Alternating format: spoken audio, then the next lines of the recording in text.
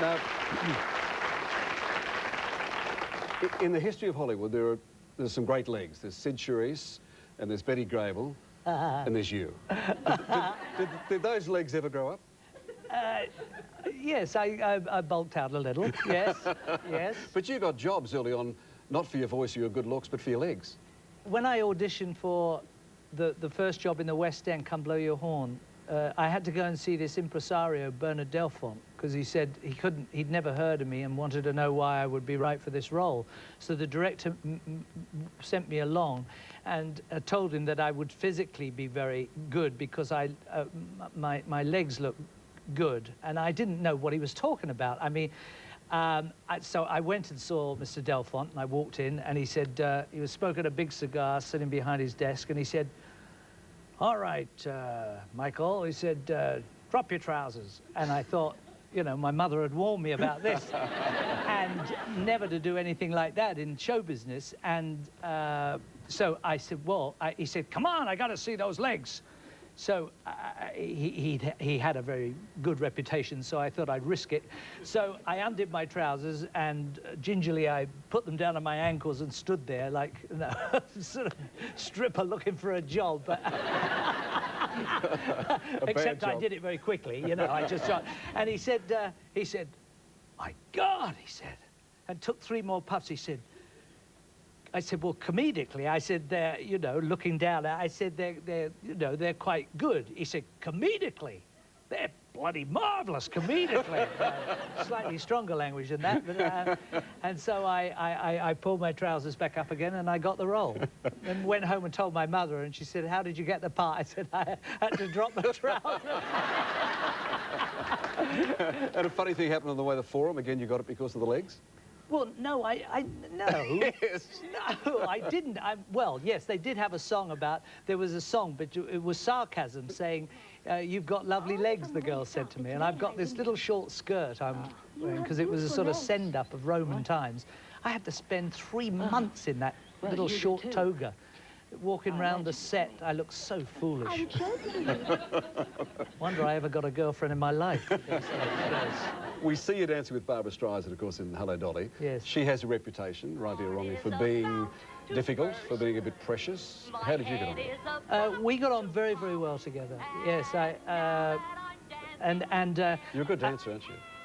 Well, I can lift my legs up, you know, to the side there, and once I started, I couldn't stop. You see, I was like that way, all the way to the dressing room. I did that. So, but no, I don't think she had quite the same rapport with Walter Matthau. There was a little difference of opinion there, because Barbara's very, very eager to sort of encourage you to play a scene in a certain way, and Walter didn't take too kindly to that, you know, because he'd been sort of quite experienced.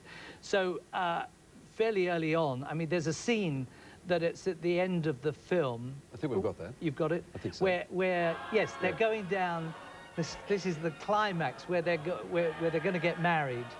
Horace Vandergelder and Dolly Levi, and she walks up the steps, and he leans over to kiss her. And this was the worst part of their relationship. They really weren't talking. I mean, they really disliked each other very much. And I thought, well, I don't want this relationship to be, my relationship to be like that. So look, they didn't mean it at all. And you see, see how his ears got bigger there for lines. And so I said to Walter, "Why don't we, you know," because I was trying to bond with him, "why don't we go to the racetrack?" Because he used to go to the racetrack most days when he wasn't working. And otherwise, I would never have gone to the racetrack. So I went to the racetrack with him, and we were getting on fine until the 4th race, when he saw a horse racing called Hello, Dolly. And, of course, that set him off again, because he couldn't stand her, and it reminded him of Barbara.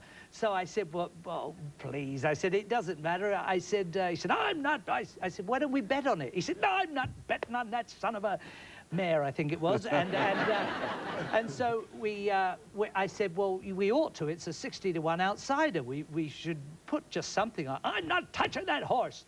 So I thought I couldn't resist it, so I went off and I put $10 on it, and it came in first. And so after that, he never spoke to me either. Can I ask you how many have read Michael's book? Have you read? Yeah. Would you sign them after? Well, both of them, yes, yes. The only reason I ask is when you, in the book there, apart from Barbra Streisand and Walter Matthau, there's galaxies of stars that you tend to forget that you have played and acted with. Sammy Davis, or got to know Sammy Davis, Sinatra, Oliver Reed, Benjamin Britten, of course, the great composer, Michael Jackson, Katharine Hepburn came, various presidents and so on. Yes. I want to show you something here of you with another music legend from an earlier film. Have a look at this one. Can I have you right out there in the country, Gripweed? Musketeer Gripweed, without whose help these memoirs would never have been written. My faithful Batman. Mayor of your ball, sir. It gives me great pleasure. Gripweed? Green, green, green. Well, our officer calls me up and he says to me, Musketeer Gripweed. He was a tall chap. Some would call him Weedy. I did. He said to me, and bear in mind, we're some few hundred miles behind enemy lines. He said, green, green, green. So I did. John Lennon, of course. Did you get to know him? Yeah, fairly well. It was very hard to get to know John. We shared a house together for 3 or 4 months, and John was always older than his years. He was always wiser than his years, and it was a strange, and very much older than me. I mean, I was playing the officer, but we shared the house, and he was then married to Cynthia Lennon, and I was married at that point too to Gabrielle, and I would do ridiculous things, like he was always smoking, so I had this fun thing of putting little explosions in the end of his cigarette, so that when he lit it, it would go bang, you know, like that, and I'd laugh for days about that, and he'd just sort of sit there, you know, when someone in a cartoon and it goes like that and they're all sort of black, and all he ever said was, "Sod off, will you?" Sod off. Yeah, he didn't like me. You mentioned Gabrielle there. Now, you've told stories in the past about Gabrielle. Oh, I got into trouble for that. I bet you did. Yes, when Did I you get on got with back, turns out she's got relations in Australia. She said to me, just before I left, she said, I hear you do impersonations of me. I hear you've been doing, because she comes through, you know, she's quite classy, and I don't know how it ever worked out, but she comes through, no, it didn't actually, no. But she said, I hear you tell stories about me. I said, yes, but they're lovely stories. I mean, she said, I hear you do impersonations and sound rather like me as well. I said, yes, yes. I said, but they love you out there. They just love you. Do you get on now? We do get on very well. Sometimes we had our eldest daughter's wedding, Emma. We had her wedding a few years back, and I was to travel down to the wedding with Gabrielle in her car. And the girls hadn't told me that the person she was having a relationship with at that point they just had this enormous argument. So he wasn't going to be coming to the wedding. So she was very unhappy, and understandably so. But nobody told me. So I get in the car and I say, well, this is it, Emma, you know, our first. Yes. And I said, oh, well. I said, no, it'll be sad, but it'll be happy as well, won't it? It'll be quite happy or sad, but we'll feel. Yes, I can't talk about it at the moment. I said, well, do you know something I don't know? I said, he's all right, isn't he, the husband? I said, he's going to be all right. She said, yes. So we get there, and it's very strained all the way down. Then I find out that this fella's upset her, and, you know, she's distraught. Next day at the reception, we go through, I do my speech, and then we get to the dancing afterwards. The service goes all right, because she's crying all the way through it, which, you know, we all do. And I'm sort of handing her tissues and that, so I'm very attentive and very good. I don't know why she left me. You know, I was so good. And and so we get to the end of the service and start the reception. And at the reception is a friend of this fella who's upset her. So that starts her. She lays into this fella. I said, you can't do that. I said, Lee, hi, yes, oh, we're so happy, yes. I said, all right, darling, let's go over here, because I still call her darling. You know, it's not that I can't remember her name, it's just that I call her darling. So, can I get up again? So, there's all this, there's the dance floor, there's the group that no expense was spared, and then over here are some palm trees. And everyone's on the dance floor, you know, all out of their minds, all going like this. And I've got... So I've got the ex-wife, right? And I'm going, it's all right, sweetheart. I said, don't get it. She said, I can't believe he did that. And that she's here and he's here tonight. And I'm going, it's all right, please. I said, just keep down, because they mustn't, people will be looking at us. So then she gets hysterical. And I'm in the middle of these palm trees. And all the people can see is this, me. And I'm going, like this. With the ex-wife. and I come back, and my daughter's in-laws say, "You two still got on very well together."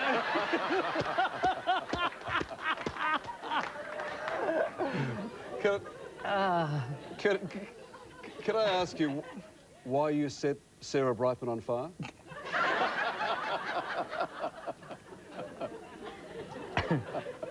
Was it an accident? I didn't do it. It was the boat. The boat, the engine overheated because the fellow driving the boat, the boat went astray. Sure. And the engine overheated. So, again, it's one of those smooth things where you know, it's a long story, that one. And she was smoking a bit, but she was, and very hot. As I picked her up, I could feel that she was very hot. And the Archbishop you set on fire?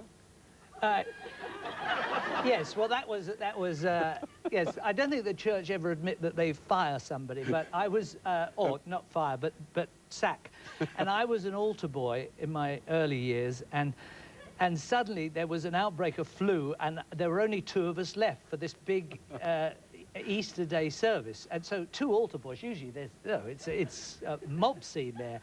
And I'm there, so they give me the incense to swing. And I mean, it had been my dream since I was this high to swing the incense. And I thought, oh man, I've got the incense, you know. And so the other boy, who's a real tearaway, he says to me, because they all stand there in the ruffles and they're going like this, and he says to me, I'll give you half a crown if you can swing it all the way around. And now, I came from a poor family. So I jumped at the chance. So I've got, and I thought, when's the best time to do it? And I'm you know, they look at me a bit sissy because I'm walking up the aisle with it like this, like, you know, so I'm gonna jump on someone with it, because they usually do this, don't they? It's just this.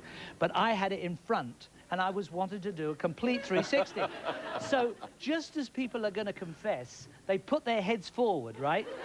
And the priest bows his head on the altar, and I thought, that's my moment. So I saw it happen, and I went, whoa, all the way around. And red hot charcoal came right out, because I forgot to close the lid. And the choir caught fire. Well, they were singeing. And the Archbishop got a speck on himself, and of course, he's sitting there like this, you know. And you suddenly see his face going... And then he got the wine. He's got it down his thing. So I got rid of. All right, we're going to take a break. I want to come back and talk about children and grandchildren and some of your charities in a moment. Michael.